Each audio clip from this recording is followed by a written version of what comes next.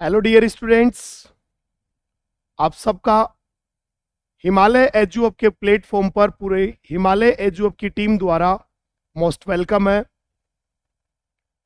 मैं doctor CP Sharma आज आपके साथ में इस चीज को लेकर रूबरू होने वाला हूं कि आप अब जो बचा हुआ बहुत कम समय है उसमें आप अपने बोर्ड एग्जाम की कैसे प्रिपरेशन करें।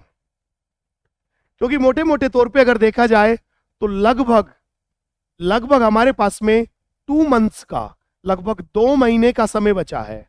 उसके लिए मैंने हेडिंग में मेंशन किया है यहां पर 55 days left for board exams.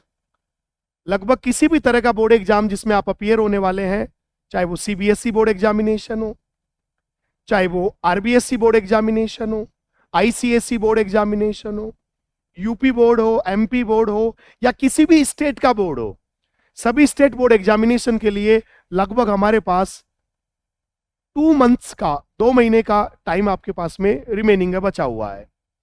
तो इस 2 महीने के समय में हम कैसे अच्छे से अच्छा स्कोर करें, कैसे हमारा सिलेबस जो अब तक छूटा हुआ है उसे कंप्लीट करें और कैसे मैक्सिमम मार्क्स गेन करें, तो उसके लिए कुछ स्ट्रेटजी है जो मैं आपके साथ में अभी इस वीडियो में शेयर करने वाला हूं।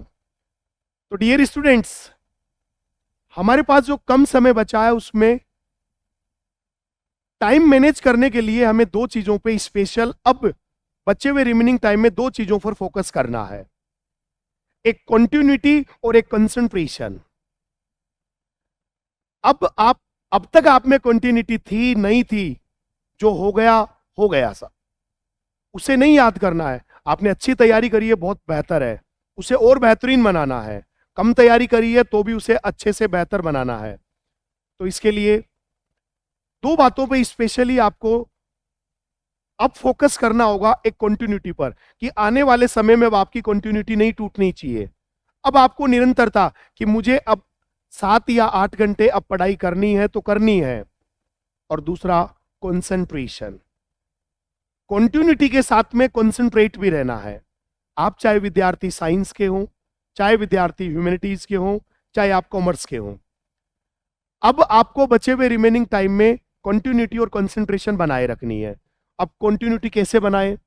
आप अपने एग्जाम्स शेड्यूल तक का फिक्स टाइम पैटर्न, जैसे 2 महीने का टाइम पीरियड है, तो पहले से आप अपना सिलेबस डिजाइन करें कि इन 3 दिनों में मुझे ये लेसन पढ़ना है। और सब्जेक्ट जो है, सपोज कीजिए कि हर आपके पास में सब्जेक्ट में जितने भी लेसन है, 10 लेसन है, 12 है, 15 है, 17 है, जो भी लेसन है, उन लेसन को आप 2 या 3 दिन के क्राइटेरिया में एक लेसन को डिवाइड करें। और उस लेसन के जितने भी एनसीईआरटी की बुक में इन टेक्स्ट क्वेश्चंस हैं और एग्जाम्पल्स है, ये 2 चीजें छोड़ते हैं बच्चे। मैं 2 क्वेश्चंस की बात कर रहा हूं। देखो, एक तो चैप्टर के सबसे लास्ट में आते हैं, उन्हें कहते हैं एक्सरसाइज वाले क्वेश्चंस। अंदर आते हैं एक एग्जाम्पल्स और एक इन टेक्स्ट। तो आप एग्जाम्पल्स, इन टेक्स्ट और एक्सरसाइज, सभी तरह के क्वेश्चंस पर अच्छे से फोकस करें, क्योंकि उन्हीं में से बोर्ड एग्जाम का पेपर जो है उसको डिजाइन किया जाता है।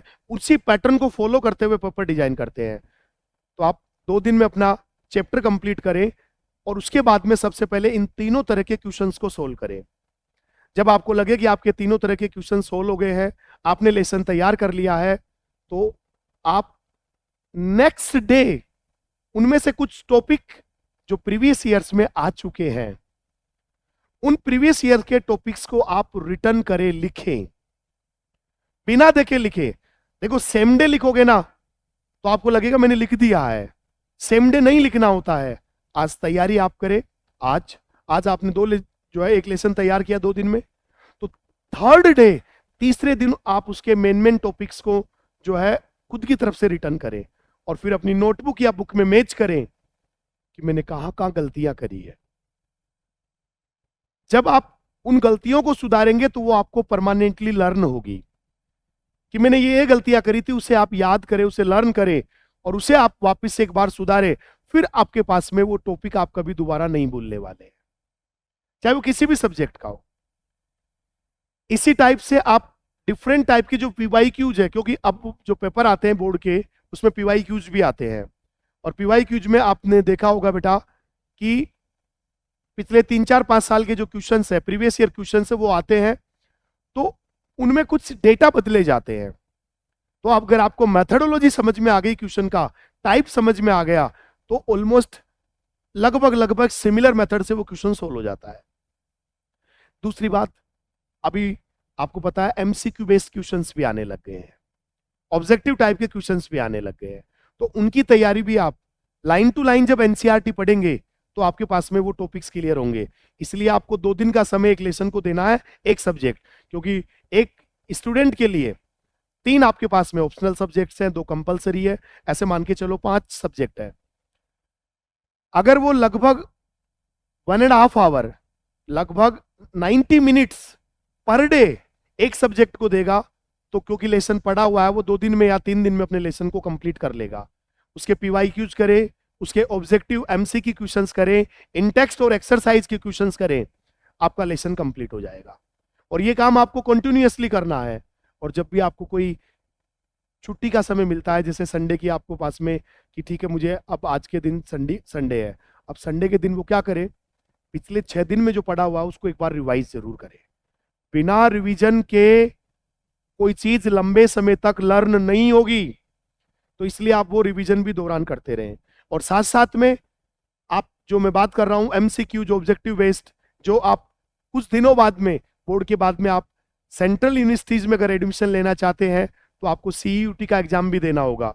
और उस सीईयूटी का एग्जामिनेशन के लिए आप एमसीक्यूज बेस्ड क्वेश्चन ही वहां पर आने वाले हैं। आप नीट जेई की प्रिपरेशन कर रहे हैं या आप ह्यूमैनिटीज से कोई अदर कंपटीशन फाइट करने वाले हैं, तो भी वहां पर आपको जो एमसीक्यू बेस्ड ऑब्जेक्टिव क्वेश्चन है वो आने चाहिए।